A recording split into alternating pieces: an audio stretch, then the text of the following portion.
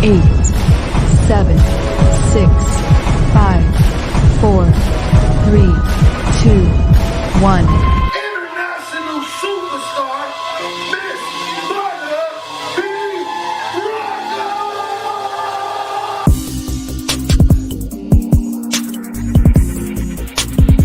You are now tuned in to Butter B Rocker on Transparency Talks Podcast.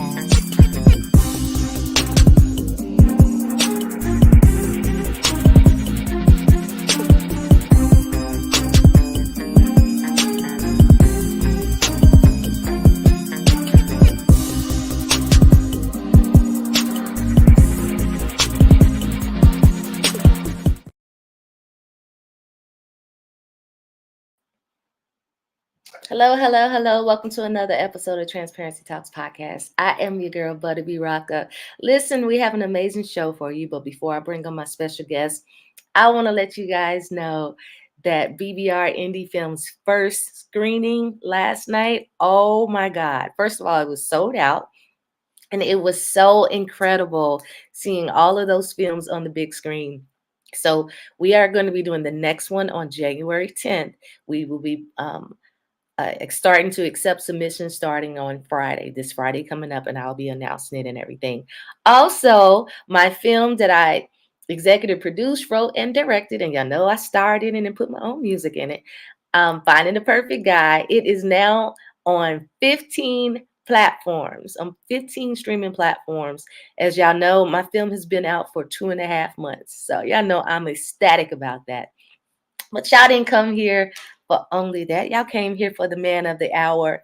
He is a national recording artist and an actor. Can you please show some love for Big V of Nappy Roots? Oh, you so kind. You so kind. How you doing, ma? I'm doing good. How are you? Man, a day in the life in Bowling Green, Kentucky. I'm from Kentucky too. Uh-oh. I'm from Louisville though. Uh-oh. The city. The city. Yep, I I'm can from that dig it Ville. now. Good people down there. The best chicken fried in Louisville. I get that. Absolutely. I can tell you from Kentucky because you said Louisville, because you know everybody don't say it right. Oh, you know we're at home. On Yeah. the E-way, as y'all say. But all good. Mine's thanks for you. I'm doing excellent. I like to dive right on in, and you look like you at the studio now, about to get it in. No, I'm at my dispensary, but I got Oh, okay, two or three things in it, but I got a studio in the back. I gotta be home, okay, with it. So yeah. okay. Well, can you tell everybody who is Big V of Nappy Roots? Oh, that guy is like, if you ever seen the 5 Heartbeats, that's Eddie Kane. If you ever seen Temptations, that's rough. Um, just all no, hell no, boy. Y'all done up and done it all my life been poor. And it really gonna have a good day. Got a few of them over in the jukebox. In my my Nappy Root past, but Big V, he's doing acting. He's a big daddy. He's a granddaddy now. Came home, left the road, left Nappy Roots to go home, raise kids. So been under a rock for like 11 years. Oh wow. Yeah, and and really seeing things through. It was a really different time for me, different experience, and a full custodian parent, going through all the things that the youth go through. Right. So yeah, so V is a big dipper, so to speak. I love it. I The love it. North Star of life. So just really ready to share some more, and hip hop's 50th birthday. It's got gray hair now. And we all grew up to hip hop, so time, a little more time. Mm-hmm. So That's right. that's what's up. Yeah. Okay. All right. So I want to talk about Nappy Roots for a little while, for a little bit, and then we're gonna move to some transition. What was it like being a part of the multi-platinum hip hop group? Um, the greatest fraternity ever. 5 perspectives from 5 different walks of life. Meeting young minds that were brave enough to take the next step and leave their mom's home in search of something that you didn't know was kind of what we all were, good people. And to be the country boy out of it with the town of identity and gospel roots, and we all had, at that age, we born in the 70s. So with the same morals but different compasses. Mm-hmm. And so let's see. I got a new iPhone. I just come from Android. Yeah. Yeah. So it was just a great fraternity of just me and growing together. Mm-hmm. And some of the funnest days of your life, going without knowing Mm-hmm. and just having the right mind state to really understanding what we have and who we are, and realizing that we the only group from Kentucky that, no radio station, nobody ever seen us. Mm. And to be strong enough to withstand that in a time where Outkast got booed for being the #1 act of the South, even Mm. being the best, still, might not be good enough. And to have a sound. And so it was great. And being the head honcho of that, to make 5 cats from Louisville say the group from Bowling Green. No. So it was just always competition. It was always, but love, we family. Mm-hmm. And 15 years of anything, we're going to see your ups, your downs, your oops, your ops. I'm trying to get to a charger. This thing gets warning me. So I'm going to get there, I think. Well, I got that. Okay. So, What were some of the highlights? What would you say were some of the highlights of your career with Nappy Roots? going to Iraq and Kuwait Wow. and being voted by the soldiers who they most wanted to be entertained by, and finishing second to Jay-Z, and going over there and sitting with the sheiks and going across the country just by God's will and just on your talent, Mm-hmm. and meeting people that you'll never meet again. Mm-hmm. I, Uh, I tour a lot overseas as well. And one of the things, the first place I went on tour was in Africa. And to see all of those different languages and everybody come together and they love you, you know what I yes. mean? That was like, it was so surreal for me. I've never been to Ooh. Kuwait. I've never been there, but it was so surreal that I was like, Uh-huh. yeah, I could do this. And Louisville being one of the greatest places in the world, and to be around those guys that I wouldn't have the opportunities that I'd had just sitting in Kentucky. Hmm. These were brilliant people, Hmm. and God's work just to come together at the right time. Okay, is the charge gonna charge? Oh, okay. It's okay, we gonna do. We gonna bend. We gonna do this. I promise you, I'm gonna get comfortable where we can really rap. Yeah, I Okay. loved it. All Okay. right. So this is my last question about Nappy Roots. Then we're gonna move on to your solo career. Dig it. What was the inspiration about Ah Nah? Because when that came on the radio, I think everybody went crazy. Oh no, was a time of damn, that happened. They did no. Hell no. Y'all done up and done it. You know how your uncle standing there, the Cowboys done won. He don't really want to drink his beer, he's still a fan. And y'all done up and done. Lord, and it was just disbelief. Yeah. Like, not Yeah. him. Silly Larry, no, yeah. Can't get right, boss. And so it was just a time of triumph in the country, like a good day, like you don't want to pick four. And, scratch off good. It was just, no, hell no. Y'all done up and done it. All right. And country boys is on, and you put Right. that church organ on anything that you mean.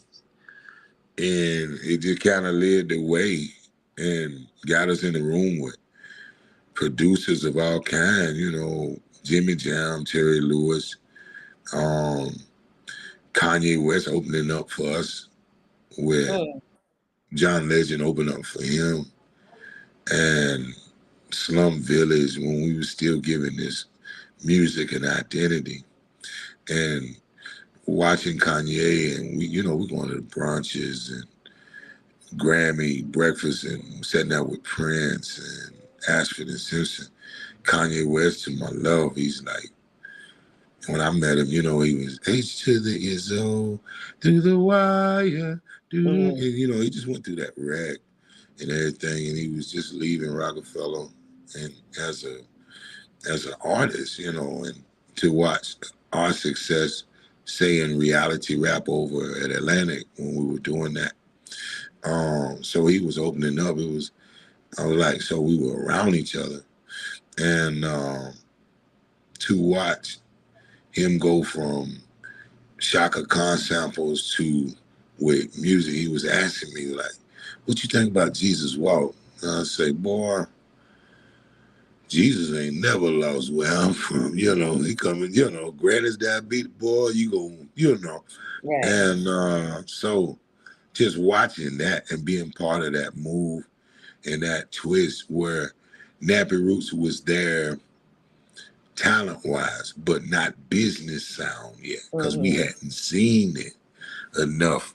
And, it was like, wow, being the first pioneers of watching a major machine take what you do and mold their other artists into what was happening with music. And now Nappy Roots being a dinosaur to where we were 6 and it was hard to move a group around, and it was in Napster, and we got downloaded 11 million times illegally. And people were coming to the shows with burnt CDs, and this was, woo, Nappy Roots seen it. And to be able to go from dinosaur to crocodile or alligator has been a journey. Yeah, definitely. So, I can understand that. yeah, so definitely, I'm sure Skinny and Scales are still doing their thing. As Otis and Blue is, and the Temptations is just David Ruff ain't dead, or Eddie Kane ain't, Right. Zing, and it's still, I think we gotta, if we was to do something like that, we'd have to work out some things contractually. And to end our tell-all with Nappy Roots, I think if you watch NWA, they had Defeat Easy, right? And then it kind of ruined it. And I'm more of the Ice Cube or the Dre of the situation, where most would say I stayed too long or didn't leave soon enough. And all I could say was God got a plan. If you had seen what I seen in Hollywood, and after talking to Prince, I realized I had to leave my name and become something else. So I left Big V right there at that brunch and turned into Vito Banger. Okay. And so coming in the game like as Muddy Waters from Cadillac Records and leaving as the Howlin' Wolf was kind of my thing. That truck ugly, but I own it. It don't own me. And, so now it's like, okay, I got it from you. Okay, so that's a good transition into what is it like coming back to the music as a solo artist? A little different, but fun. Like I don't have to split, or I can really give you my idea instead of making it where it could be for 5 people. To where now it's like, okay, I wrote out now. I wrote poor folks. I am good, and to now I can give you records more close to what I see after raising my kids and that life, going back to leaving dishwashing machines and pliers and baseball players being your neighbor in Tampa to now I'm back in West Bowling Green, 100 yards from the store and washing dishes by hand. And, back in that old Ford. And I was a cannabis man before Nappy Roots, weed man before Nappy Roots. And then watching Jay-Z with the corner store and the corner office and going to get a tax ID number and becoming a cannabis man and having my own shop and knowing those 11 million people and now creating a QR code, a QA code where you can scan with your phone. And so to put it on a cannabis product, V, I don't want to buy your apple, but what about this? Say the best reefer you've ever smoked. Or the best gummy bear. Or your dog got some anxiety with all that company. And to get these cannabis products that help the black man's mental. Most of us are either mad or happy. We don't know but two emotions. So now this is some things that help you emphasize and cope with some things. So I wanted to match that with what I knew. So instead of asking or begging you to buy music, how about I give you a thing and you scan if you want to, or this was your thing anyway. Okay. What would you say has been the challenge of coming back into the industry? Because like you said, it's a lot has changed. I've been in the game for a long time as well. I'm straight old school. As a matter of fact, Chloe and Haley Bailey opened up for my album release. So I know what you mean when you talk about right. Yeah. Right. So I know what you mean by you see them, it's rewarding to see them blow up, but then you're like, dang man, I feel like a dinosaur sometimes too. So what has been the challenges of coming back into the industry? Coming back knowing the game already is made it kind of difficult to deal with people. For me, I take trazodone to go to sleep. I had to leave the game for my mental health. I didn't understand like what I am on record and who could get paid more than me. And then to find out where who's been getting paid and how and why and and been in the car with you. And I'm a real country guy and I let you in my intimate setting for most people. Now I keep my eyes covered if I don't know you yet. And it's now I'm about the business first. It really makes the music. I kind of do that different and try to be two different people. Like I do the business now before I even do the music. Like I know demographically who I'm talking to. Right. Where I'm not some kid. Is this good enough? I wonder what this will be, before you actually sing. It's about connection. And,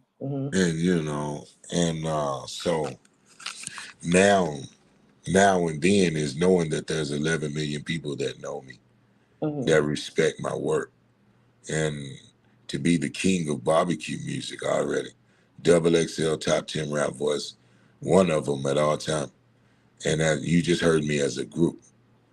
Now to really show you the outlay and you learn the structure of what I was at Atlantic Records and who they went and signed because of elements of Nappy Roots and just made several solo artists into the elements that we brought to the game.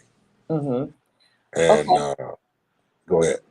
I was going to say with you now back in the industry and everything, how has social media taken a play? Because social media this is a whole different beast. Yeah, we having to really hire a team. Like back then, you signed with Atlantic, and that was their team for their situation. Now going into it, I know I'm going to need this. I got my own publicist. I got my own, management. I got my own lawyer. That everybody's here for the interest of V, and the interest of so now I know that game. I won't, so now I produce my own music, working with Organized Noise, the last Nappy Root album. They produced the whole entire project. So being around all the greats, and he was producing the project, his family member, Future, at this time they were working on a record called Magic. And he was like, V, I can't put out your music, you ain't from Atlanta. Now I know it's territorial.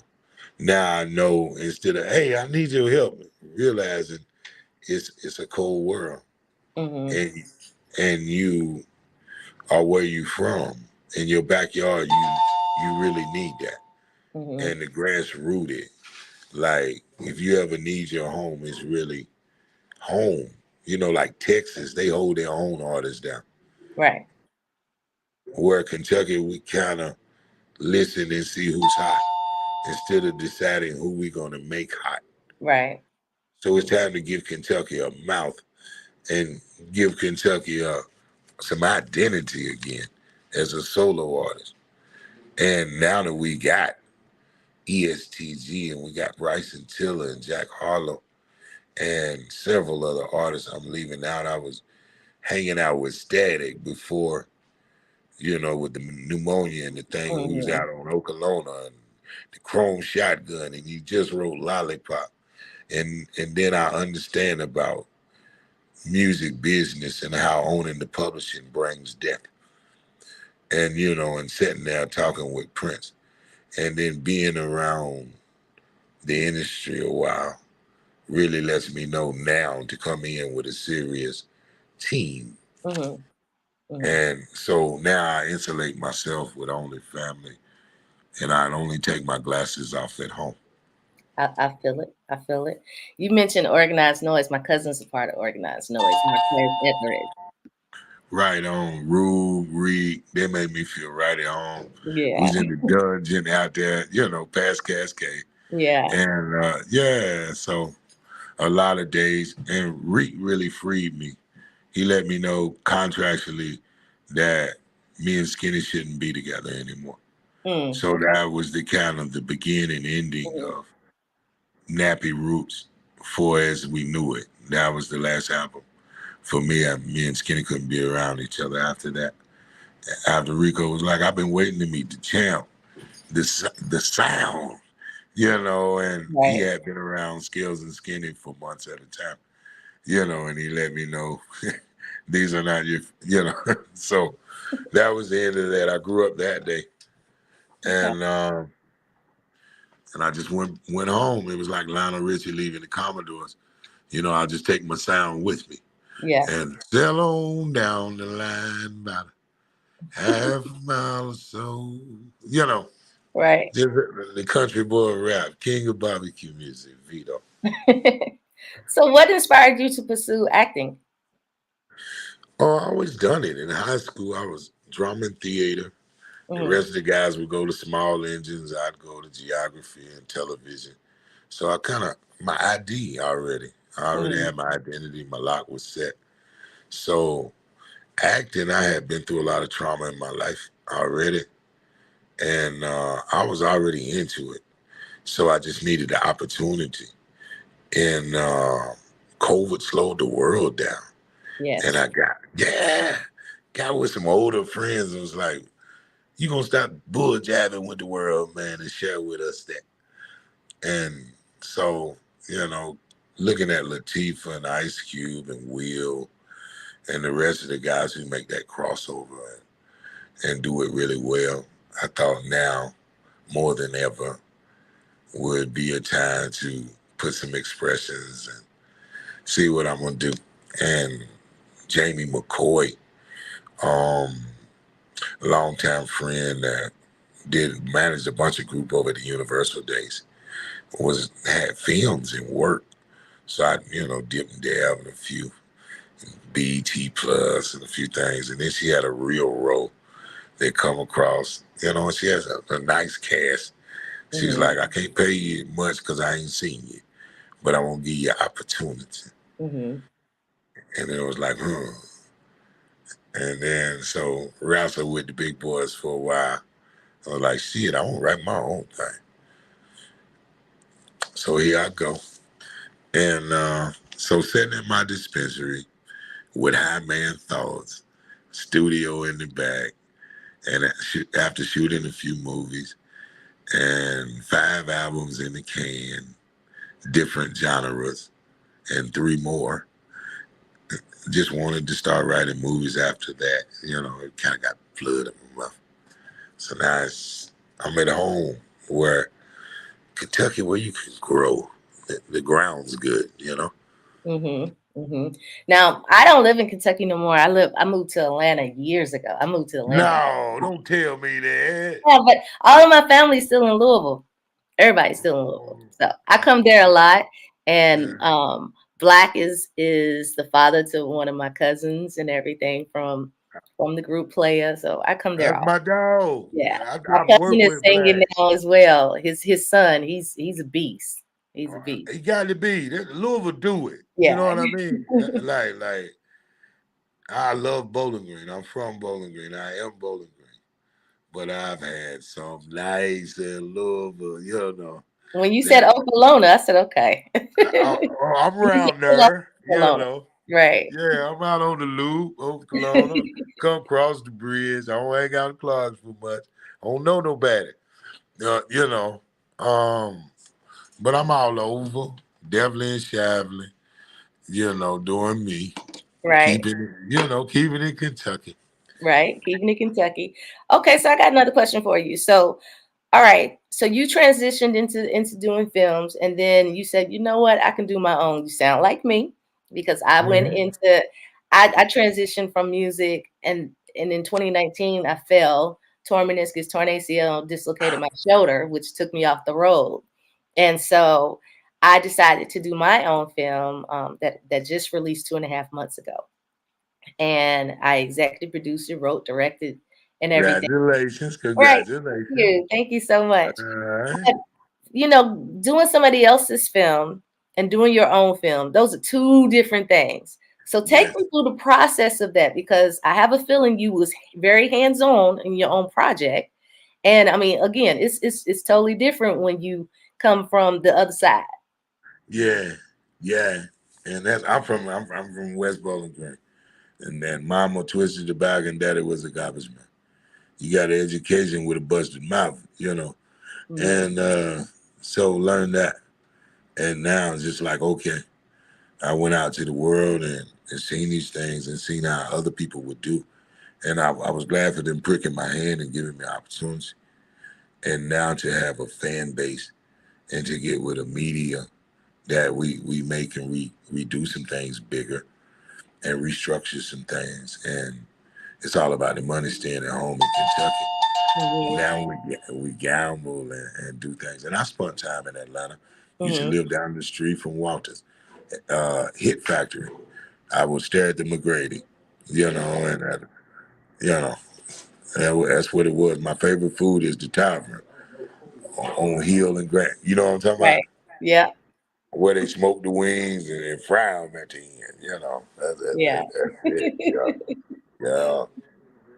So spent time there, and then spent time in Tampa Bay, figuring I used to things live in out. Tampa.